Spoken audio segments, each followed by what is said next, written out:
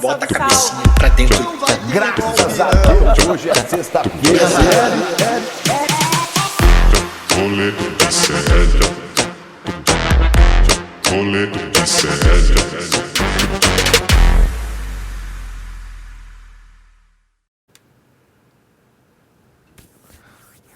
Bom dia para que tem uma vinheta na minha cara. Bom dia para vocês, rolê. Começamos bem a semana.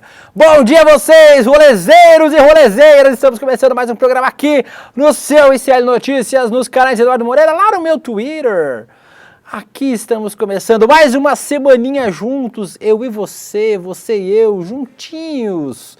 São 11 horas e 34 minutos e está começando o nosso Rolê ICL, programa onde nós trazemos as principais maluquices que estão acontecendo nas redes sociais, as repercussões menos sérias de temas muito sérios.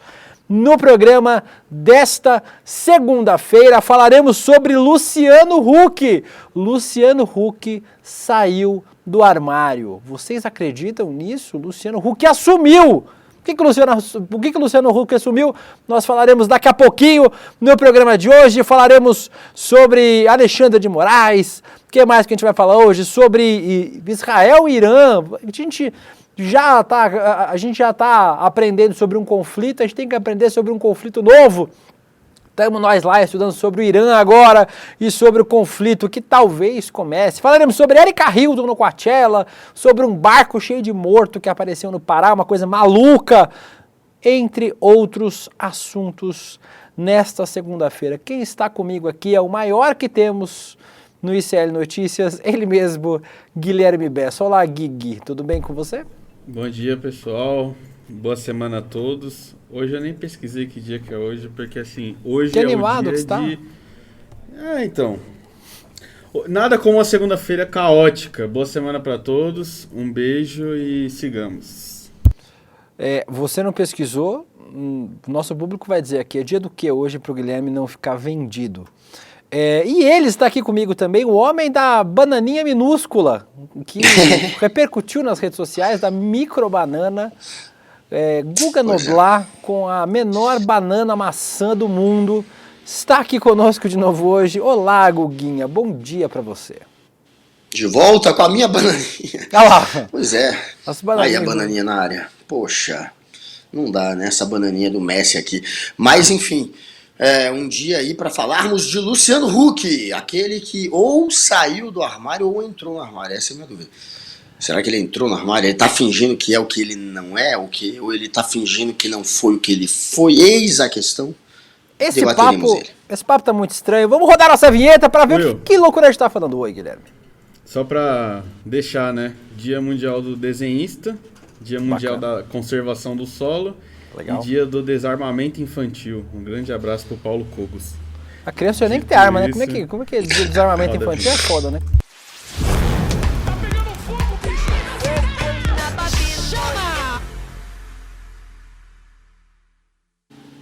Mas que loucura é essa que você está falando, William? Luciano Huck saindo do armário.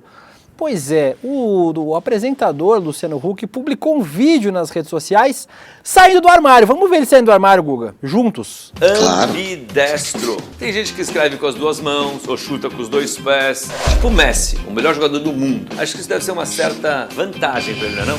Mas eu não tô aqui pra falar de futebol, não, mas sim de política. Na internet, costumam chamar quem não se encaixa em nenhum dos dois lados de isentão. Outras pessoas chamam de liberal. O nome não importa muito. O que importa pra mim é pensar que quando a gente se fecha numa caixinha de direita ou de esquerda, a gente se fecha também pra muita ideia boa, que vem de um lado ou do outro. Claro, não tem problema se identificar com um dos dois lados. O que eu tô querendo mostrar é que na política, assim como no futebol, dá pra chutar com os dois pés. Eu sou muito ruim de jogar futebol, mas eu sou ambidestro na vida, porque eu tô aberto a substituir a minha ideia pra sua, se a sua for melhor. Por exemplo, eu acredito que é possível lutar pela igualdade entre homens e mulheres, ao mesmo tempo que eu acredito no poder do empreendedorismo. Que é possível acreditar que todo uma coisa exclui a outra?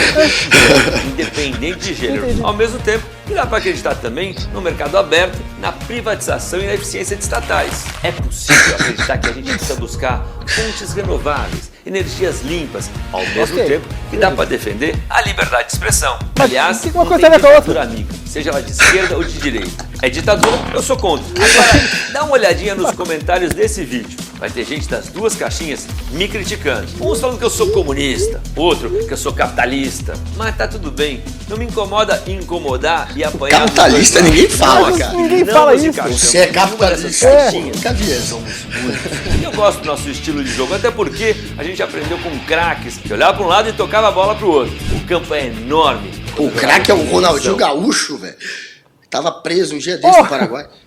Bem, vocês viram aí, Luciano Huck se assumiu isentão, né? Agora, Guga, eu sempre tenho uma má notícia para pessoas que não dizem que não são nem de direita, nem de esquerda. Elas são de direita. O Luciano Huck, na verdade, continua jogando do mesmo time que ele jogava, né? Um time meio da antipolítica, assim. Ele ainda faz um esforço para parecer menos antipolítica, mas parece que ele se assumiu isentão, né? Uma coisa que todo mundo sabe que ele foi.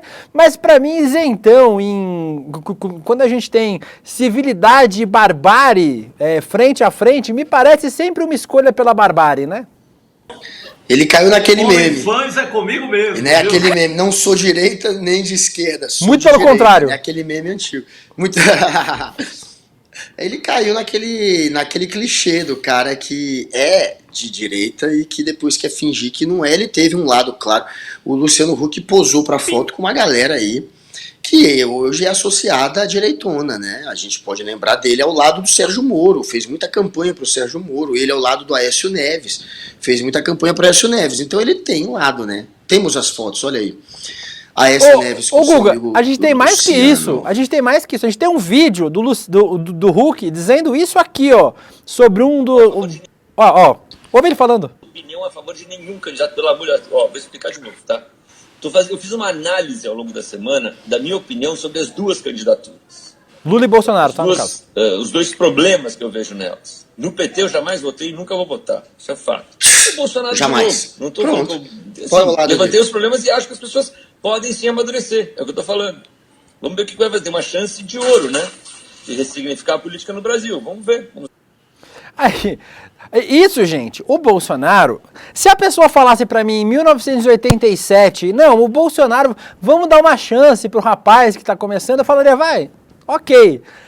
2022, irmão, já passou um tiquinho do tempo já de você achar que o Bolsonaro podia ressignificar a política. O cara que falou que a ditadura matou foi pouco, que tinha que ter, tinha que ter matado 30 mil.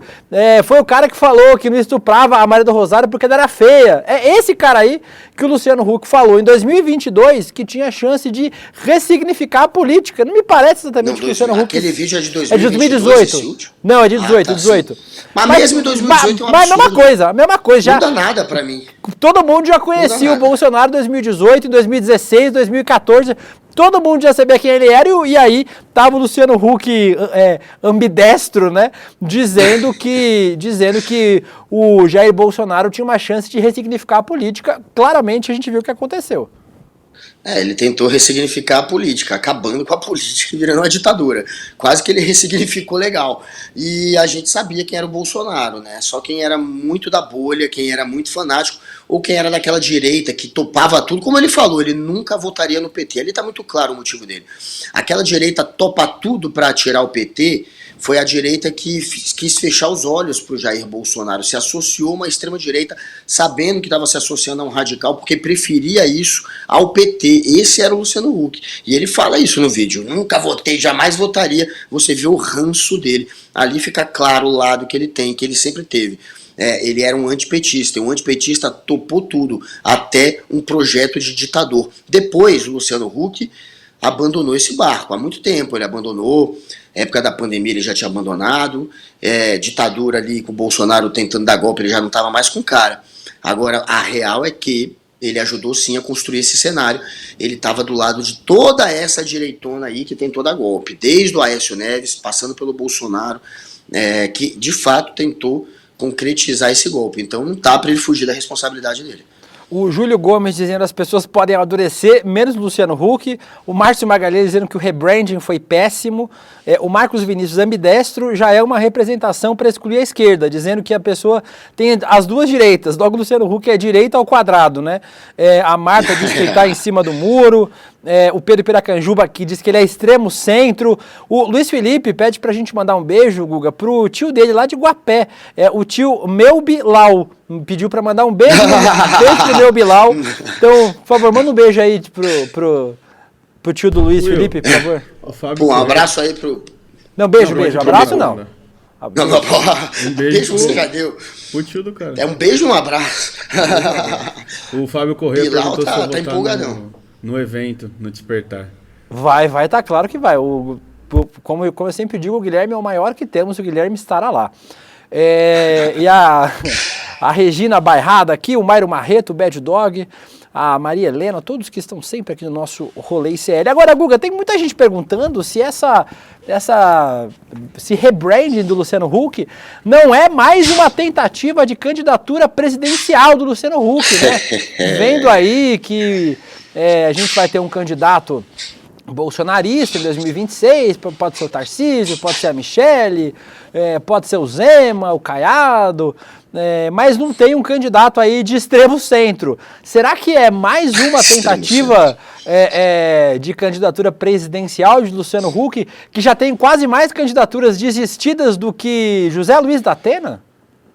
É uma maneira de se manter ali na política, de se manter um pouco relevante ainda na política. Claro que talvez que se surgir essa janela de novo, essa oportunidade, não é impossível. Claro, ele tem esse desejo, ele deixou claro já que o sonho dele, o objetivo dele um dia é entrar na política e virar presidente do Brasil. Esse é o que ele almeja, né? Ele é aquele problema que acontece com quem fica muito popular, muito conhecido, muito famoso, né? Aconteceu com o Silvio Santos também. Silvio Santos até diz isso, né? E quando ele relembra, quando ele tentou ser candidato a presidente, ele fala que foi meio que um excesso de vaidade mesmo. Ele, de repente, ele era, né, tão pop que ele foi. E o Huck, eu acho que é um pouco por aí também. O Luciano Huck é tão pop que rola uma vaidade que talvez seja a motivação. O cara agora quer alçar esse cargo aí também. E é possível que um dia ele concorra de fato, né? Ele quase saiu da Globo na eleição passada para concorrer, depois voltou atrás, parece que foi convencido pela Angélica. Mas, enfim, é um sonho que ele tem, e esse tipo de vídeo, é claro que mantém ele ali como um dos nomes que acabam sendo ventilados. Muito sobre o Luciano Huck, já vamos falar sobre outros assuntos agora no quadro que vocês gostam muito, a Hora do Mugido.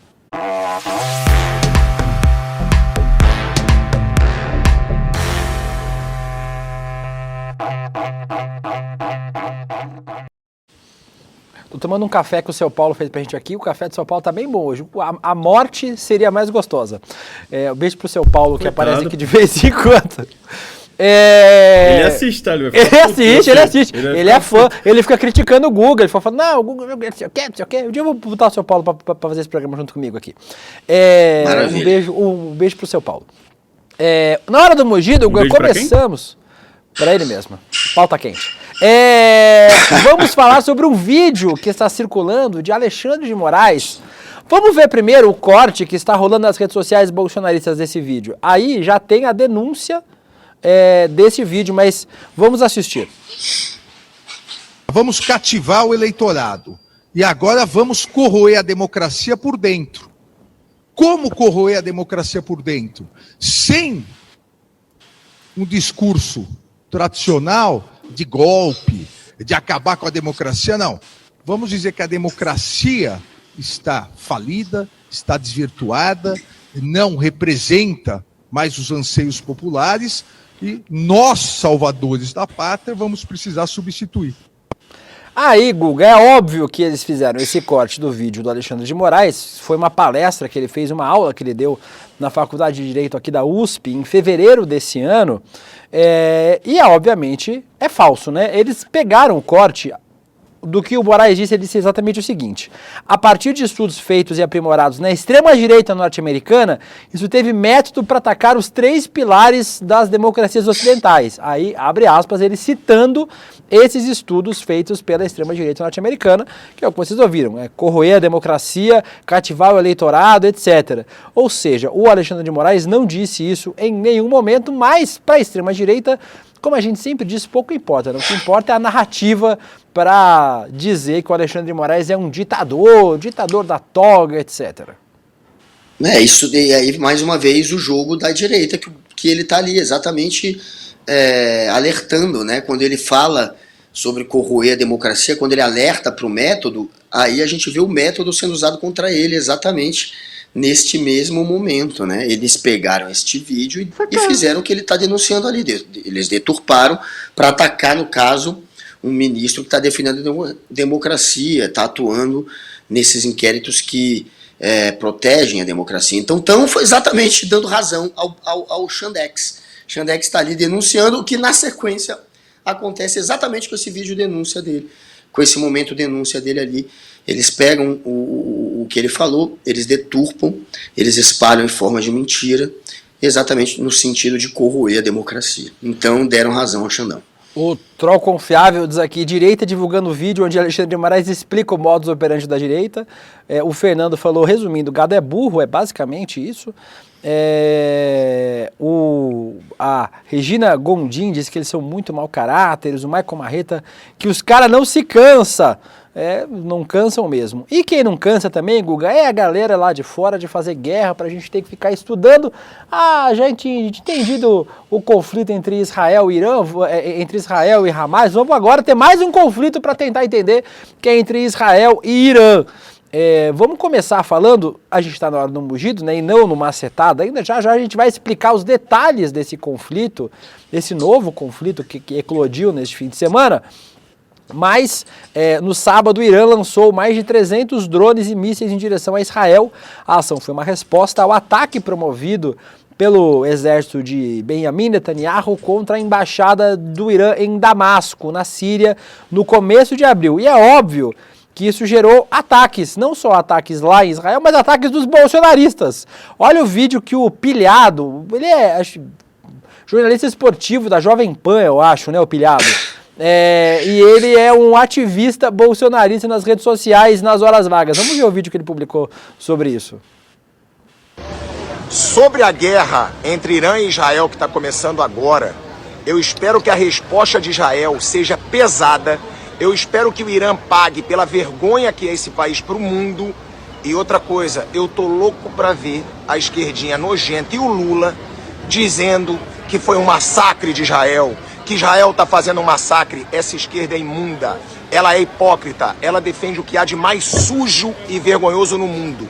Torcendo muito para que a resposta de Israel seja muito pesada, que há muito tempo que o Irã merece pagar pelos crimes que esse país maldito representa para o mundo. Simples assim. Estou fechado com Israel, contra o Hamas, contra o Irã e sempre contra o comunismo, que é o lixo. Mas o que tem a ver o Hamas e o Irã com o comunismo? É um show de clichê. Mas, assim, a profundidade da análise política é maior que o Pires, né? Porque, primeiro, o Irã é detentor apenas de tecnologia nuclear, né? De bombas atômicas. Segundo, que é um agente político importante ali na Ásia Central, no Oriente Médio, e aí o cara acha que Israel pode simplesmente começar a jogar míssil contra o Irã. Se pudesse, certamente o governo de Netanyahu já teria feito, mas não pode porque não é assim que a banda toca. Só lembrando quem é esse pilhado, foi o cara que ele incentivou um boicote ao McDonald's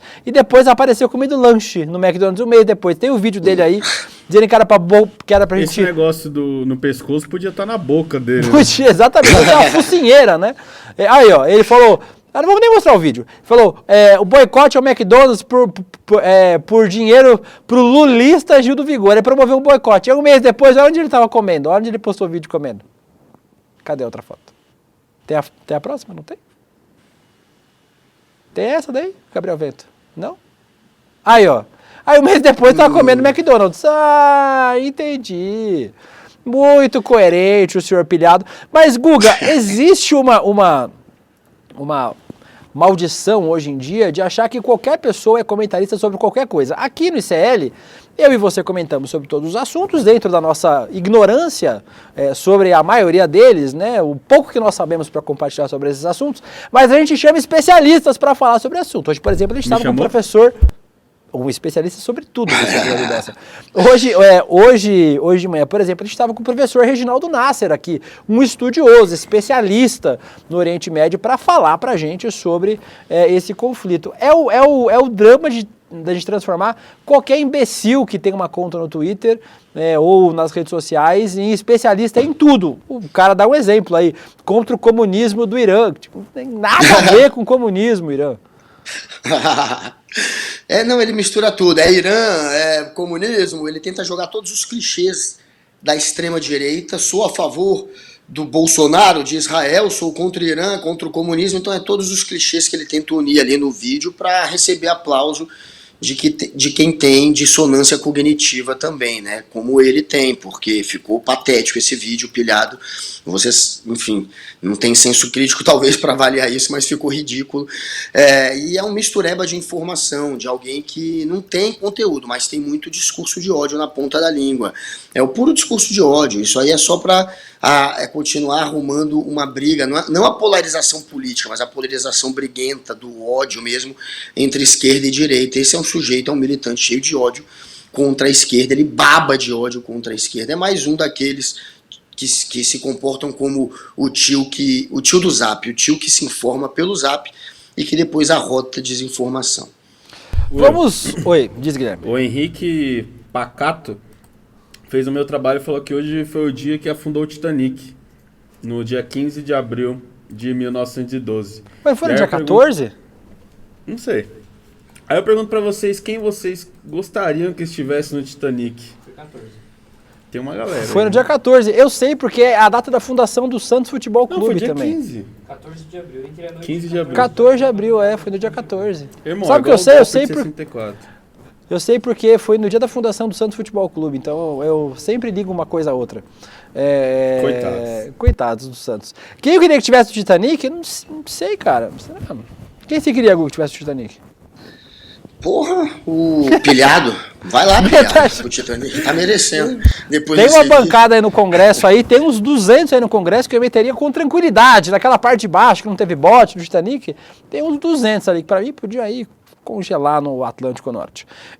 Eu vou ler os comentários de vocês já sobre esse negócio de Israel, porque eu vou trazer mais informações que acontece do pilhado. Nós não somos bobalhões e vamos falar com propriedade sobre o assunto. Roda a vinheta da macetada de notícias.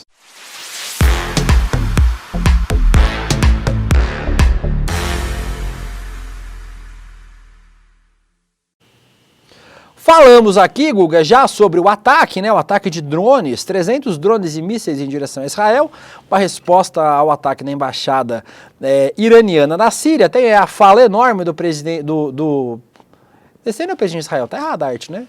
Ebrahim Raisi é o presidente do Irã, está errado na arte. Mas eu não vou ler que o bagulho é enorme também, não vou ler esse negócio. Aí tá certo, presidente do Irã. Não vou ler esse negócio não, que é muito grande. Aí, Guga, provocou várias reações, né, no mundo todo, esse ataque do Irã a Israel. Israel que se nega a aceitar qualquer decisão do Conselho de Segurança da ONU, foi aonde discutir o ataque do Irã a Israel? Exatamente, no Conselho de Segurança da ONU. Terminou sem qualquer condenação ao Irã e com tensão entre as potências. Vale lembrar que Israel convocou essa reunião depois de ignorar tudo que o Conselho falou sobre a Palestina, né? Inclusive os pedidos de cessar-fogo, etc. O encontro começou com um alerta do secretário-geral da ONU, o Antônio Guterres, sobre a tensão do Oriente Médio. Diz o Guterres que está à beira de um abismo, esse aí, o Antônio Guterres, que o Oriente Médio está à beira do abismo, que o mundo está à beira do abismo e que a segurança mundial se deteriorava a cada hora. E aí começou uma troca de farpa lá entre os embaixadores do Irã, de Israel, o governo dos Estados Unidos também no meio da história. A princípio, parece que o Irã deu para trás um pouquinho, deu uma recuadinha e não vai mais promover ataques. Israel também falou que não vai fazer mais nada. Parece que os dois trocaram farpas, no caso foguetes, e vai ficar por isso mesmo, né, Guga? Foi bom para os dois lados na prática. O Irã reforçou dentro ali do cenário deles, dentro do próprio Irã, reforçou o papel e a força do governo. Enfim, o governo estava enfraquecido depois do ataque de Israel à embaixada lá em Damasco, na Síria, e precisava reagir, precisava dar uma resposta. Foi uma resposta mais, no caso, para os iranianos verem, né, do que uma resposta efetiva, enfim, para reagir ao que seria um princípio de conflito mesmo entre os dois países. Foi mais um teatrinho, digamos assim, na opinião de muita gente, né? Por isso que eles avisaram bem antes que iriam atacar e mandaram esses drones kamikazes e mísseis balísticos que eram de fácil interceptação. Não usaram mísseis supersônicos, por exemplo. Eles têm, uma capacidade militar que eles deixaram de lado ali na hora e usaram o mínimo possível para provocar danos e quase não provocaram danos. Mas, politicamente, foi bom pro presidente do Irã, que a gente colocou há pouco aí, e também foi bom para Israel, né? Israel estava isolado internacionalmente por conta da guerra, e aí você viu a Arábia Saudita, Jordânia, 2 países árabes atuarem em favor de Israel, ajudando a interceptar os drones. Teve Reino Unido e Estados Unidos também, que, enfim, gastaram milhões para interceptar esses drones também. Então Israel, que estava isolado e que estava jogando na retaguarda, tendo que se explicar o tempo inteiro, conseguiu pousar de vítima pela primeira vez. Então, para os dois lados foi bom e aí eles vão deixar que fique por isso mesmo. Vou ler os comentários de vocês aqui. A Suela Luzita, alguém dá um copo de café pro Guga, porque o Guga tá com cara de sono, é isso? O bairro Marreta, Guga, tome café preto. Eu estou tomando café, não pode estar mais do seu Paulo. O que tá... Porra. Eu tomo café, sabia? Café cavalo. Por que café cavalo? Pouco pó. É cada uma que eu sou obrigado a ouvir. Pode ir, William. O 0F diz: Elon Musk não se atreve a atacar o regime chinês e a ditadura saudita. A Marta, não vou ler seu sobrenome que eu não consigo. Meu marido é iraniano, esse cara não tem ideia do que está dizendo. Chega a doer os ouvidos. Irã comunista! Esses ayatollah, tudo comunista! Eneida, fechado com a conta bancária, isso sim, monetizando ódio e asneiras. O Sesgengo, a ONU e a direita pilhada ignoram seus massacres diários. Quando alguém tenta revidar, é acusado de terrorista e é o errado na treta. O Michael Marreta podia mandar uns drones cheios de vampeta, fim da guerra. Podia, né? Imagina, a gente bota uns drones com 10 milhões de fotos do vampeta pelado e sobrevoa Israel jogando. Assim a guerra acaba em 10 dias. Vampetaço. Isso, vampetaço físico. Essa é a novidade. Um pouquinho mais duro. Mas, Guga, teve reação também aqui no Brasil, né? O Itamaraty soltou a famosa notinha dizendo que acompanha a situação e faz um apelo para que os países evitam qualquer escalada no conflito. A declaração não foi criticada por entidades sionistas, como a CONIB. Não foi criticada ou foi criticada? Foi criticada pela CONIB e pelo Instituto Brasil-Israel por não condenar a resposta iraniana. O embaixador israelense, aquele que é irrelevante, atacou o Lula de novo, dizendo que esperava algo mais. A gente também esperava que você ficasse quieto, Daniel Zonshine, mas você aparentemente não para de falar bobagem. O Magno Malta, a extrema-direita, todo mundo se mobilizou para falar desse ataque aí. Mas vamos mudar de assunto, que você quer ver notícia, vai ver no N1 aqui, para falar de zona de putaria. Vamos falar sobre o Malafaia, Guga Noblar, que está na sua cruzada para ser preso. Ele vai tentando, uma hora ele vai conseguir. Tenha fé, pastor Malafaia, que uma hora o senhor consegue provocar o Alexandre de Moraes o suficiente para ele mandar o senhor para cadeia. Esperamos que seja logo. Divulgou um vídeo agradecendo o Elon Musk, atacando o Xandão, chamando ele de ditador e convocando a população para manifestação bolsonarista. Vamos ver aí o vídeo do Malafaia. Como? Roda aí. O senhor ditador da toga Alexandre de Moraes, eu digo, vai chegar a sua hora, ou pela justiça divina, ou pela pressão do povo brasileiro, que é o supremo poder da nação, segundo a nossa Constituição. E eu convoco o povo, dia 21 de abril, 10 horas da manhã, na praia de Copacabana, nós vamos dar uma resposta a tudo isso. O Malafaia tá fazendo a convocação aí pro ato bolsonarista, né? E aí o Marcos Farias pergunta, se o Brasil fosse sério, ele deveria ser preso por vender Bíblia por R$900. O Malafaia é um cara que busca ser preso, né? Busca sofrer represália da justiça o tempo todo. É o que a gente já chamou algumas vezes aqui, Guga, de profecia autorrealizável, né? É tipo o cara que fala, vou assaltar um banco e vou ser preso por isso. O cara vai, assalta o banco, obviamente ele é preso, ele fala, viu só, eu avisei que a ditadura da polícia militar de São Paulo ia me botar na cadeia e me botou. É mais ou menos isso, né? Ele tá querendo criar a narrativa aí dele já para ser vítima. Na verdade, isso tudo é para intimidar a justiça. Ele sabe que tá pisando no acelerador e como ele tá com medo de ser preso, ele fica tentando intimidar, fica ameaçando. Olha, vai ter a pressão do povo. Olha, vamos convocar ato. Inclusive, quando ele marca esses atos, quando ele marcou o ato da Paulista, logo depois vazou, né, um vídeo ele explicando que aquilo era de fato para pressionar a justiça, que ele é que tinha sugerido ao Bolsonaro, ele tinha dado a ideia, dito ao Bolsonaro, se você não fizer nada, você vai acabar sendo preso, então vamos fazer um movimento aqui, vamos mostrar sua força política, ou seja, ele abriu o jogo, foi realmente para intimidar a justiça, para o Bolsonaro mostrar peso, força e não ser preso. Agora ele repete essa estratégia e deixa claro de novo aí, tá aí no vídeo. Ele está querendo de novo pressionar o Alexandre de Moraes, pressionar a justiça, ainda fala que vai ter a justiça divina ou a pressão do povo colocando o Xandão no lugar dele. Eu não sei o que isso quer dizer, não sei que tipo de ameaça se é prisão ou se é até coisa pior do que ele está falando aí que vai acontecer com o Alexandre. Mas é uma ameaça óbvia, ele está de fato pisando no acelerador e ele confia que a justiça está de fato intimidada pelo bolsonarismo, por esse movimento que mistura religião com política e que não vai agir. É por isso que ele está pisando tanto no acelerador. A Cleia Bertinelli diz o Malafaia como profeta não acertou uma, devia se calar. A Emília Brasílio, Malafaia J.K. Rowling do Brasil. Que é isso? Também que a J.K. Rowling também tem seus problemas, transfóbica, escrota, também pô. O Guga chama ela de J.K. Roller. J.K. Roller. O Bad Dog diz, Malafaia não desafinou no vídeo, incrível. E a Gisela Leonza, ele tem fetiche, quer ser preso pelo Xandão. Logo a profecia dele se realiza e ele vai preso pelo Xandão. Mas falamos de uma coisinha um pouquinho melhor, porque depois só tem mais tragédia nesse roteiro aqui. Mas a Erika Hilton participou do Coachella, Guga Noblar. Sabe o que é o Coachella? Sabe, né? Vocês que estão vendo aí, são jovens, também sabem o que é Coachella? Disserte sobre, me explique. É um festival de música que acontece nos Estados Unidos, um dos maiores festivais de música, é tipo um Lollapalooza, só que só tem lá, não tem aqui no Brasil.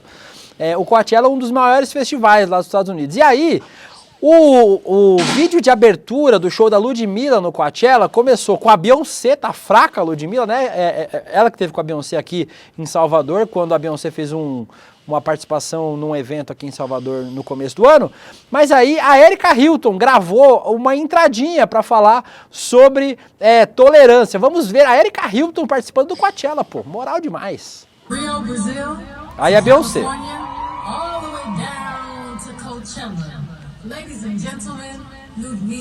Ludmilla. E aí, Erika Hilton. Erika Hilton mandou em inglês, meu irmão. Você tá achando o quê, irmão? Aí, ó. Aí. A galera tá falando pra eu falar Coachella. Como que é tolerarei em inglês? Tolerate. Coachella. É Coachella, não? É Coachella, tá certo. Aí, ó. Não, Coachella eu não consigo falar. Coachella não dá. Respect my people and my community. Respect the most listened black woman in Latin America.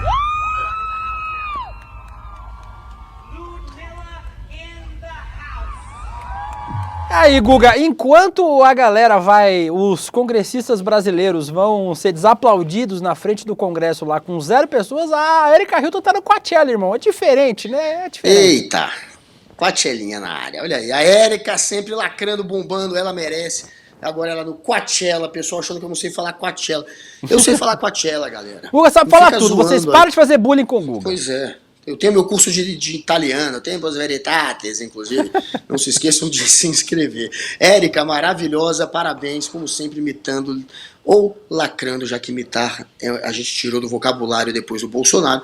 Parabéns por esse momento e mostrando que ela tem moral, né? Ao contrário, claro, dos bolsonaristas que, enfim, tiveram que fazer uma coletiva para ninguém, para as moscas, para os grilos. A Érica ali bombando junto com outra que merece, que é a Ludmilla.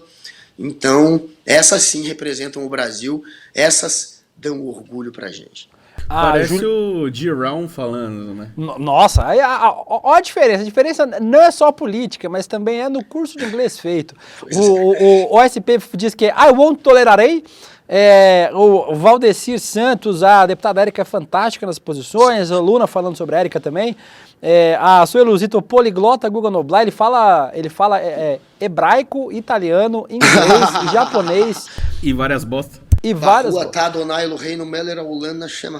Aí, irmão, toma aí, irmão. Cara, toma aí, Daniel Zonshine. Ainda botei a mão na cabeça como se fosse uma kippah. A Juliana B fala que o Coachella é um festival de coach, né? Inclusive a Laura Coach está lá. E é isso, vamos mudar de assunto que tá bom. Agora falar sobre uma coisa maluca. A gente vai lá do Coachella com a Erika Hilton, Ludmilla, Beyoncé, pô, uma história muito maluca, Guga. Um barco foi encontrado à deriva com 20 corpos em estado avançado de decomposição no rio Caeté, no Pará, no sábado. Foi na região do Salgado, do nordeste do Pará. Segundo o jornal Liberal, a suspeita é que os corpos seriam de haitianos refugiados. Para se descobrir quem eram, serão usados protocolos de identificação de vítimas de desastres, porque parece que as pessoas estavam sem identificação no barco. A PF afirma que não há confirmação sobre quantidade, nacionalidade ou causa-morte das vítimas. Tem outra história que estava rolando aí, Guga, que também pode ser de turistas do Caribe, não se sabe quem é, mas imagina, os caras viram um barquinho lá à deriva, foram lá ver o que tinha no barquinho, tinha uma cacetada de gente morta no barquinho, todo estado avançado de decomposição. História maluca, né, Guga? Nossa, que triste, né? E é isso, provavelmente são refugiados. Olha o tamanho desse barco, isso não é turismo. Né? 20 pessoas dentro do barco. 20 pessoas dentro desse negócio aí, turismo. Eles foram colocados aí, talvez até depois de mortos, não sei. A gente não sabe, obviamente, mas o que a gente imagina é que é mais uma tragédia ligada a refugiados. Tem uma grande chance, sim. Não sabemos como eles foram mortos. Se forem haitianos, é muito triste a gente imaginar o desespero dessa gente tentando de alguma maneira sair daquele lugar que, enfim, virou um lugar brutal. Todo tipo de crime, todo tipo de ódio, falta de oportunidade. É uma guerra praticamente civil lá entre as gangues e o Estado, e tá brutal a situação do Haiti. Se forem haitianos, imagina o desespero dessa gente. Enfim, que pena, que triste, e que, enfim, as famílias dessas pessoas de alguma maneira se descubram e sejam confortadas aí por quem puder confortá-los. E os corpos sem identificação também, né, Gugu? Que dá a entender que elas podem ser colocadas lá depois de mortas também, né? Então, não existe uma... A Heloísa Praz aqui no chat falou que isso não repercute tanto quanto alguns bilionários perdidos no submarino à toa. É verdade, olha que triste. Com certeza. Isso não repercute tanto quanto os milionários, que inclusive quando teve aquele incidente, né, do submarino dos milionários afundando ali, um dia antes teve o navio na Grécia com refugiados que afundou. Aquilo foi gigantesco, porque a Grécia não permitiu que a embarcação ficasse em tal lugar, ela tombou. Eu me lembro que foi por conta da intromissão do Estado grego que atrapalhou a embarcação, porque só tinha refugiado, aquilo ali afundou ou virou, morreram milhares. E ninguém falou, só se falou do submarino. Ali já aconteceu uma tragédia que era muito maior do que o submarino, e essa tragédia foi esquecida. Imagina essa daí, dos haitianos ou possíveis haitianos. Ninguém vai falar. Só para avisar que o pessoal da técnica que o meu ponto aqui, meu retorno vai acabar a bateria aqui do notebook, que tá aqui de fora da tomada, viu? Se alguém puder subir aqui para colocar na tomada, senão vou ficar sem retorno de vídeo. Eu vou pular aqui esse negócio dos Estados Unidos, a gente traz amanhã, porque a gente tá sem mais muito tempo, e apareceu uma mini breaking news aqui que eu vou trazer já também para vocês, o pessoal tá preparando. Mas vou falar sobre assessoria maternidade. Guga, você já ouviu falar em salário maternidade? Imagino. tem gerado polêmica nas redes sociais. Influenciadores têm sido criticados por divulgar empresas que oferecem assessoria para retirar o benefício, entre eles VTube, Eliezer, além de atrizes como Cláudia Raia e Tata Werneck. A gente tem vídeo desse negócio? Não, a gente tem só os prints, né? Só as imagens aí. Uma dessas empresas é a Serra Ribeiro, de Londrina, onde o serviço é basicamente a solicitação de pedido para o INSS. Só que eles cobram uma taxa por isso, para ser feito o negócio que é feito gratuitamente pelo INSS. Os usuários defendem que parte dos benefícios de auxílio maternidade são de pessoas de baixa renda, que em muitas ocasiões não sabem que têm acesso gratuito a esse serviço e acabam contratando uma assessoria. Desde 2023, o INSS tem alertado para golpes envolvendo benefício. Ou seja, Guga, as pessoas... É foda o alerta de benefício ali. É isso, foda, tipo, né? Alerta de benefício... Se fosse um sorteio assim que você ganhou, sei lá, velho. Isso! E aí, os caras ainda querem ganhar uma graninha em cima dessa pessoal, Guga. A gente tá vendo aí vários artistas fazendo publi pra esse negócio, que é um bagulho de graça, né? Mas a galera quer ganhar uma grana, né? Sempre se dá um jeito, né, de tirar dinheiro de qualquer lugar, de qualquer lado, de qualquer pessoa, até aqueles que estão numa situação mais vulnerável. Enfim, esse vídeo aí, a VTube, você acha que ela tá ganhando dinheiro para fazer esse vídeo? Porque é demais, essa mulher milionária, gastou agora, fechou um hotel com 600 quartos para dar uma festa para a filha, que é um bebê ainda, e vai ganhar dinheiro em cima de auxílio maternidade, de quem precisa. Mas de graça esse pessoal... Tá bom pra essa galera, então, mas de graça esse pessoal não sai nem de casa, nada, viu? Né? De graça esse pessoal não sai nem de casa. Mas e aí é um alerta benefício, você clica e você dá uma parte do seu benefício para aquela pessoa que vai te assessorar com um negócio que era para ser todo seu. Tá toda errada essa história. Mas as pessoas não sabem, de fato, o Brasil é um país que o Estado, né, trata, obviamente, de maneira desigual quem está na base da pirâmide e quem está no topo. Então, se você está lá na base, o Estado muitas vezes te ignora mesmo. E tem coisas que deveriam ser gratuitas e simples e que não acontecem, né? No Brasil, real é isso. Infelizmente, a desigualdade é assim, em todos os níveis ela atua, né?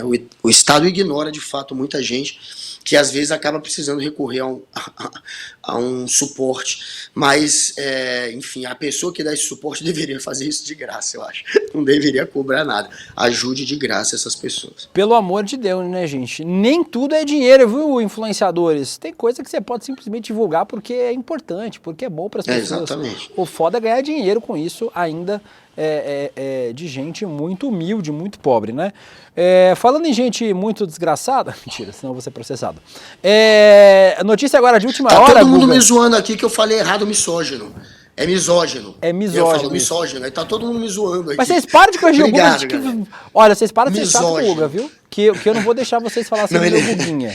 Eu vou falar só misógino agora, já que eles gostaram. Eles adoraram. O Juliano Meltz, despachante de benefício, o Rei da Praia, má influencer, o Pablo Moreira Paca diz que o INSS tá negando benefício geral. Bem, aí se você... tem histórico do tigrinho também, né? Essa galera toda tem, Gui. Assim, essa galera toda faz tigrinho, faz qualquer coisa. Que pinta lá eles fazem. Tem que ter um pouco também de ética na hora de escolher que tipo de publi fazer, né? O Pablo Moreira diz que o INSS está negando benefício para todo mundo, e aí tudo bem, aí se você precisa de uma assessoria jurídica, porque o seu benefício foi negado, é uma coisa, né? Agora fazer porque para pegar benefício é foda. E o Pablo disse que o INSS foi arregaçado pelo Bolsonaro. Isso é verdade. Eu tô tentando aposentar, tipo, a minha mãe, que tem todos os benefícios, todos os requisitos para se aposentar, tem 2 anos e não consigo de jeito nenhum, por conta do que o Bolsonaro fez com o INSS. Mas falando sobre um outro assunto, Guga, o CNJ afastou a Gabriela Hardt, a juíza que copiava, e 3 magistrados do TRF4. O Corregedor Nacional de Justiça, Luiz Felipe Salomão, decidiu afastar do judiciário a ex-titular da 13ª Vara de Curitiba, Gabriela Hardt, e 3 magistrados que atuam no Tribunal Regional Federal da 4ª Região TRF4 por burlar a ordem processual, violar o Código da Magistratura, prevaricar e até burlar decisões do Supremo. Hardt foi responsável pela homologação do trato que viabilizou a criação da fundação que seria abastecida por recursos da Lava Jato, aquela fundação do Deltan Dallagnol que ele queria criar, fundação, tipo, que o Gilmar Mendes chamou de Fundação Criança Esperança. Parece que, mesmo que o Sérgio Moro tenha sido livrado pela justiça, olha, ela é a amiga do Sérgio Moro, a juíza que copiava sentenças. A Moro de Saias. A Moro de Saias. Ela que foi aí alçada a essa condição depois que o Moro saiu lá na 13ª Vara de Curitiba, parece que começou a sofrer as consequências da justiça por cometer, segundo o CNJ, crimes. Pois é, todo mundo sabia que tinha sido uma esculhambação, tanto... quando tinha o Moro, quando tinha ela na sequência, foi uma zona aquilo ali. Escândalo. Foi com ela que o Tony Garcia, aquele ex-deputado estadual, empresário que denunciou várias malfeitorias da Lava Jato que agora estão sendo investigadas, boa parte vem das denúncias dele, inclusive ele disse, que ele contou para ela, né, que estava sendo coagido pelo Sérgio Moro, ele fez várias denúncias, por exemplo, a Hardt, que agora tá hard, a vida dela tá hard, e não deu em nada. Ele sempre atacou muito a Hardt. Agora tem também essa história pesadíssima, né, dos bilhões do acordo de leniência lá com a Odebrecht. Uma parte ia ser para esse projeto que ia ser tocado pelo Dallagnol e pelos procuradores ali, como se fosse uma ONG para combater fake news. E que ia deixar bilhões, portanto, na mão dessa turma. Esses caras que viraram políticos, que trabalharam para o Bolsonaro, que depois que tinham, portanto, né, um projeto de poder político, eles iam ter bilhões para se promover. Sérgio Moro já se promoveu com milhões a mais para a corrida ao Senado. Imagina a turma dele de procurador com essa grana para poder tocar um projeto de combate à corrupção. Ia ser uma bagunça essa história. E quem assinou, quem autorizou, né, a juíza que autorizou, que botou a digital nessa história foi exatamente essa daí. Então que seja investigada, que seja afastada, a reputação dela está muito manchada. Vamos ver se com as investigações mancha ainda mais ou se ela recupera a imagem dela. Eu aposto que vai manchar. Vamos aposto na mesma coisa que você, que vai manchar a reputação. Ela já não tinha mais muita reputação, né? Mas tudo bem, vamos ver o que acontece aí. Pois é. Com esta senhora e os outros magistrados afastados. Com isso nós fechamos o Macetada de Notícias e vamos para ele, o melhor que você não viu, vinheta.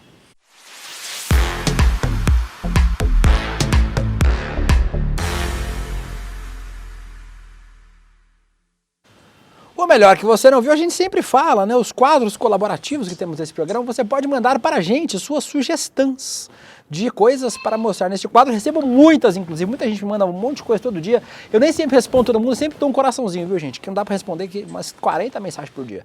Mas agradeço todo mundo. Pode mandar nosso zap, quem vê o Guilherme Bessa, 11 98899 2893, para mandar sugestões lá no nosso zap.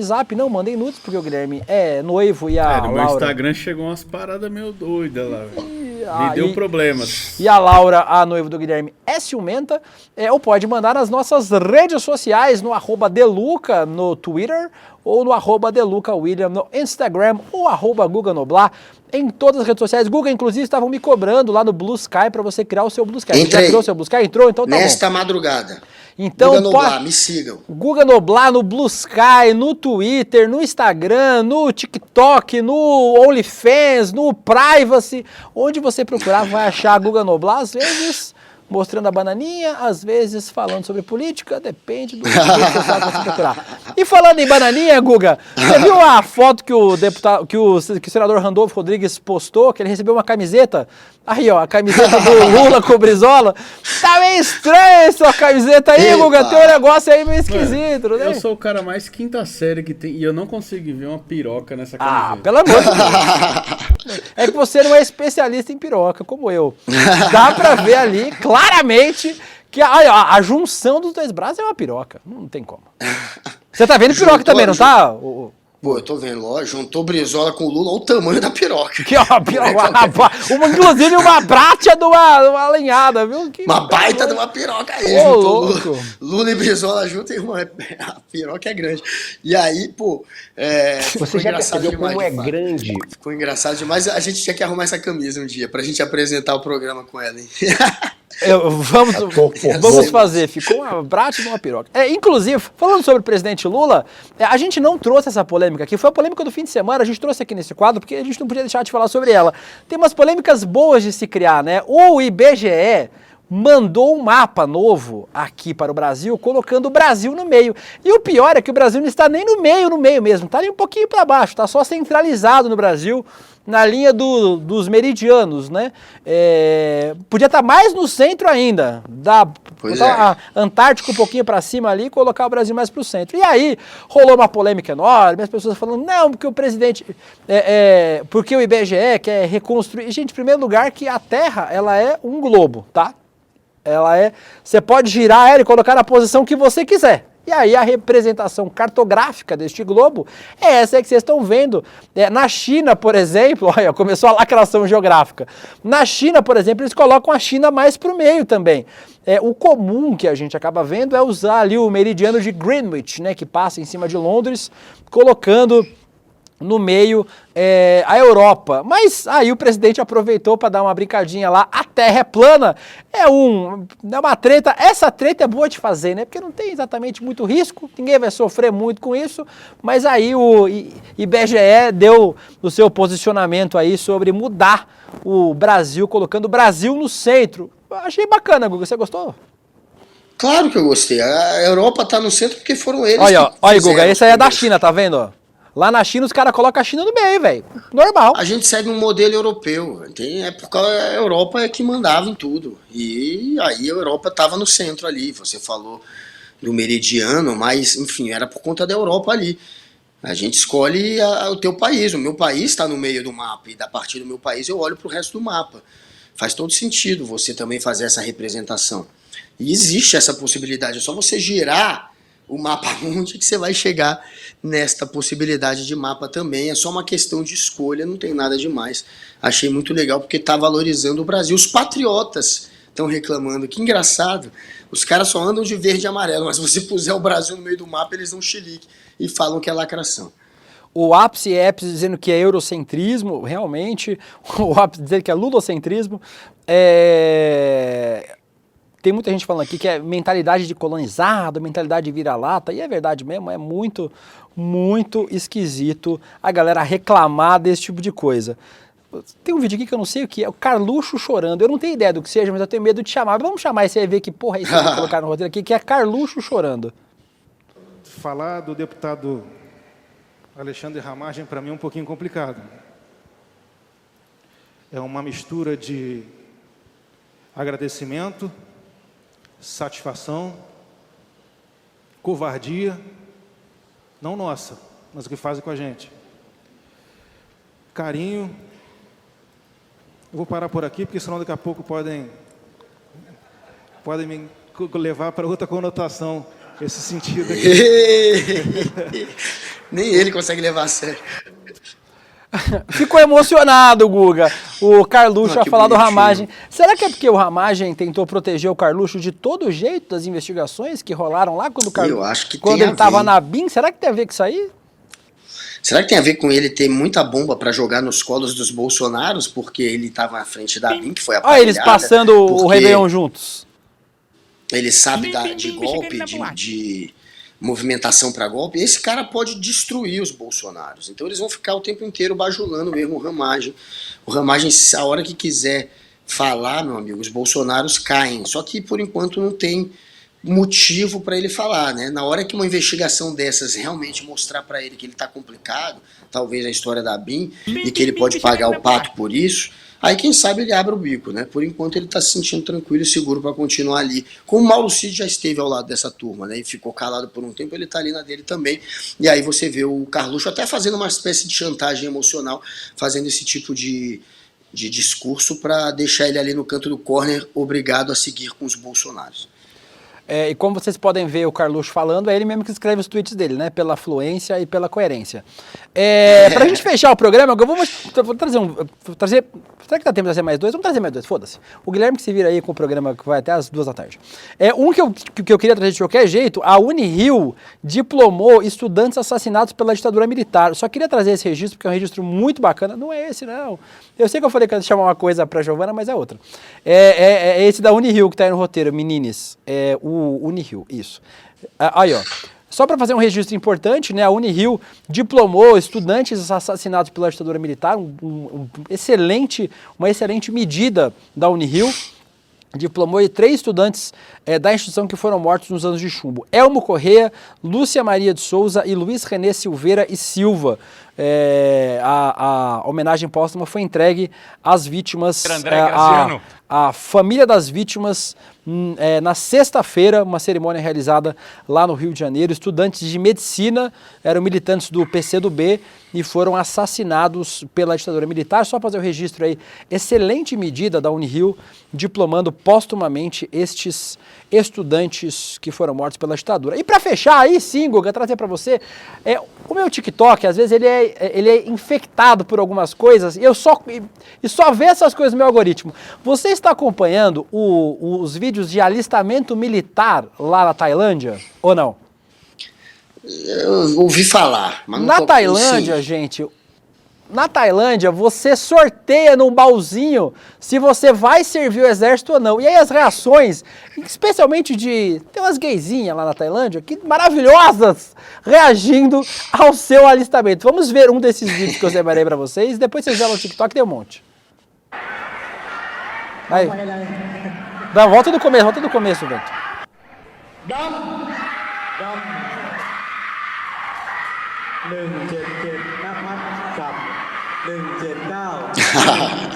Galera gritando. Imagina se fosse assim no Brasil, que você sorteia no papelzinho se você vai ser... Incrível. Se você vai... E seria mais justo, viu? Porque aqui no Brasil é o que indica. Se você tem algum contato nos militares e quiser sair fora, eles dão um jeito lá. Se você não tem, aí já era. Aí vai depender ali da vontade dos caras na hora. Enfim, aqui no Brasil é o que indica e é sorteio pelo menos, então mais justo. E aí lá tem vários vídeos da Tailândia, tem gente que desmaia. Acho que tem outro, né, Vento? Aí, ó. Esse menino já vai meio mole pegar o papel, já tá meio nervoso. Já tá nervoso. Já tá o militar segurando ele atrás ali. Pra não cair. Ih, vai ter que... Ou não, sim. Ele vai ter que servir. Eu acho que foi um sim. Vai ter que servir. Pela reação, eu acho que ele vai ter que servir. O cara deu um tapa na bunda dele ainda. O menino desmaiou, coitado. Socorro!